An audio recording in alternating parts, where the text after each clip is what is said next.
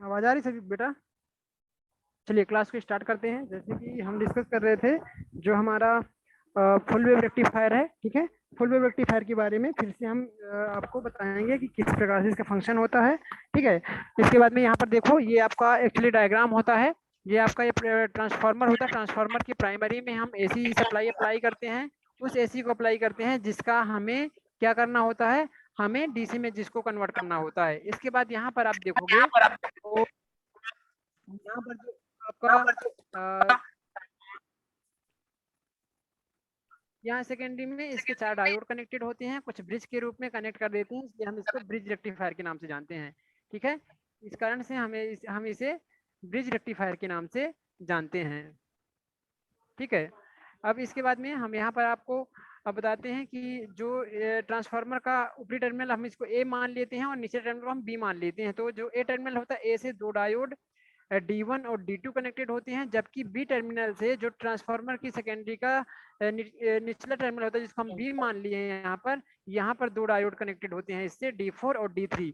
और इस प्रकार से इनको एक ब्रिज के रूप में कनेक्ट कर देते हैं। और यहाँ इन दोनों के बीच में यहाँ पर आपको एक लोड लगा होता है जिसको हम RL लोड कहते हैं। मान लीजिए कि हम इसमें का कोई नाम दे देते हैं। मान लीजिए यहाँ पर X है, ये ठीक है, ये आपका X है और यहाँ पर आपका Y, कुछ इस तरह से यहाँ पर हमने इनका नाम दे दिया है। अब देखते हैं कि जैसे ही हम क्या करते हैं, जैसे ही पॉजिटिव आप यहाँ पर देखो, ये कुछ इस प्रकार से आपकी वेव्स होती हैं, कुछ इस प्रकार से वेव होती हैं, ठीक है।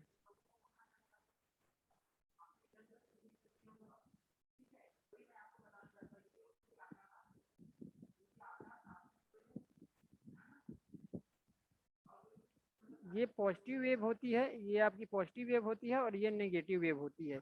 तो जैसे ही पॉजिटिव वेव अप्लाई होती है तो यहाँ पर पॉजिटिव वेव अप्लाई होने के कारण क्या होता है कि ये टर्मिनल पॉजिटिव हो जाता है, मतलब ये वाला जो टर्मिनल है ये पॉजिटिव हो जाता है, जबकि जब ये पॉजिटिव होता है तो ये टर्मिनल इसके रेस्पेक्ट में नेगेटिव हो जाता है, यहाँ पर ये नेगेटिव हो जाता है, ठीक है। तो इस केस में क्या होगा कि आपका D1 डायोड D2 डायोड का एनोड पॉजिटिव से कनेक्टेड होने के कारण और इसका जो कैथोड है ये नेगेटिव से कनेक्टेड होने के कारण, इस नेगेटिव से कनेक्टेड होने के कारण क्या होता है कि D2 डायोड फॉरवर्ड बायस में आ जाता है, जबकि D1 डायोड का कैथोड पॉजिटिव से और इसका एनोड नेगेटिव से जुड़ने के कारण ये क्या हो जाता है, रिवर्स बायस में चला जाता है, ठीक है। तो D1 डायोड कंडक्ट नहीं करता, जबकि D2 diode positive half cycle में कंडक्ट करता है। इसी प्रकार से आपका यहाँ पर D4 डायोड का एनोड जो है ये पॉजिटिव से जुड़ा होता है, इस पॉजिटिव से ये जुड़ा होता है, और D4 डायोड का जो कैथोड है वो नेगेटिव से जुड़ा होता है, तो ये भी आपका फॉरवर्ड बैस में आ जाता है, ठीक है। ये भी कंडक्ट करता है, जबकि ये रिवर्स बैस में चला जाता है क्योंकि इसका एनोड नेगेटिव से और कैथोड इसका जो होता है वो पॉजिटिव से कनेक्टेड होने के कारण ये कंडक्ट नहीं करता। इस प्रकार से हमारे D4 और D2 डायोड एक साथ पॉजिटिव हाफ साइकिल के कारण यहाँ पर कंडक्ट करते हैं। इनके कारण सिर्फ और सिर्फ हमें यहाँ पर आउटपुट प्राप्त होता है, ठीक है। तो जब हमारा D1 और D2 और D4 डायोड कंडक्ट करते हैं, तो यदि हम इसका अलग से सर्किट डायग्राम ड्रॉ करें तो कुछ इसका आपको जो सर्किट डायग्राम मिलेगा वो ये सर्किट डायग्राम मिलेगा। केवल इसको बस आप ध्यान देना, यहाँ से यहाँ तक देखना, अभी यहाँ पर आपको ध्यान देना है, ठीक है। ये इतना ऐसे ये आपका ये अलग सर्किट है, ठीक है। तो जब हमारा यहाँ पर पॉजिटिव और यहाँ पर निगेटिव था तो हमारा D2 डायोड और D4 डायोड कंडक्ट करते हैं और कुछ इस प्रकार से आपका पाथ बन जाता है, कुछ इस प्रकार से आपका पाथ बन जाता है। करंट की डायरेक्शन ये यहाँ पर बताई गई है कि इस डायरेक्शन में आपकी करंट फ्लो होती है, ठीक है।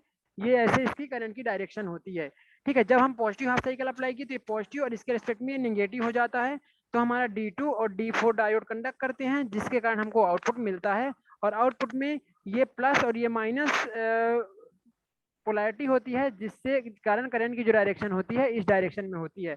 फिर कुछ समय पश्चात हमारे एसी सिग्नल का नेगेटिव हाफ साइकिल अप्लाई होता है, ऋणात्मक अर्धचक्र अप्लाई होता है। तो अब यहाँ पर आप इस डायग्राम को ध्यान दोगे, अब यहाँ पर आप इस डायग्राम को ध्यान दोगे, यहाँ से आपको इस डायग्राम को ध्यान देना है, ठीक है। इसमें क्या होता है कि अब इसमें ये यहाँ पर ये नेगेटिव हो गया है, अब ये नेगेटिव हो गया है और यहाँ पर ये पॉजिटिव हो गया है। तो अब ये डायोड फॉरवर्ड में आ जाएगा और ये डायोड फॉरवर्ड में आ जाएगा, और यहाँ पर लगे हुए डायोड कंडक्ट नहीं करेंगे, ओपन सर्किट की तरह काम करेंगे।